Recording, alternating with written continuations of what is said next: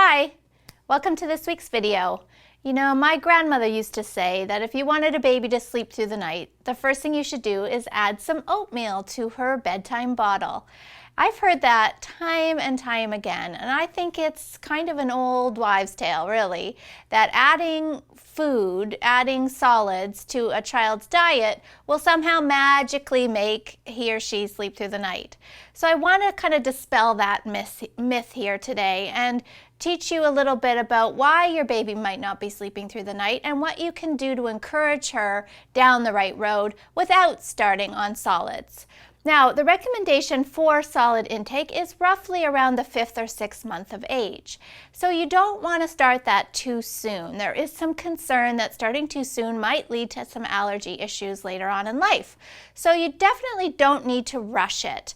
Now, I get it that you're tired, right? And a lot of frustrated, tired parents are just grasping at straws, really. What can I do to get this baby to sleep better? Somebody said food in the bottle. Let's try that, right? So you're just kind of flailing, really, to figure out how you can help this baby. Now, after a certain age and weight, waking in the night really stops being about food completely. And it's more about strategy. So have a good look at how your baby is falling asleep initially. That is the key to success. If it looks like you feed baby to sleep with a breast or a bottle, then that's the issue more than the food. So when you think about falling asleep at night, everybody has strategies that they've collected along the way that help them make this process go more smoothly.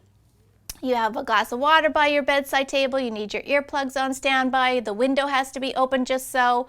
You get into a certain position and then sleep comes, hopefully, easily for you. So what happens to a lot of babies is that they attach themselves to external objects that help them make that journey. The most popular two are at the breast or at the bottle. So they get on the breast, they get nice and cozy, they're drinking their favorite beverage, and they're drifting off to sleep. Now, what happens then in the middle of the night when they have a naturally occurring wake up?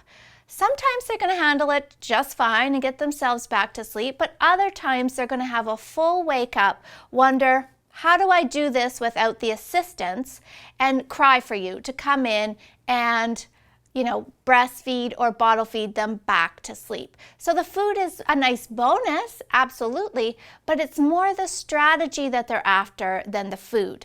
Now, this is roughly around the 6-month mark when food really stops being a huge necessity for the nighttime portion and it's more a strategy issue. So have a good look. Has your baby been gaining weight well? Are they 6 months or older? Is everything fine with their health? And if you're still finding that you're up multiple times a night for feeds, you need to always look first at bedtime and see what changes can I make there that will encourage this baby to start sleeping solidly, or more solidly at least, through that night. And really not about food at all. So before you run out to the grocery store and fill your basket with pablum, I want you to first look at your baby's sleep strategies. If they're dependent on the breast or the bottle for falling asleep, then that is the first place you need to start. Thanks so much for watching today. Sleep well.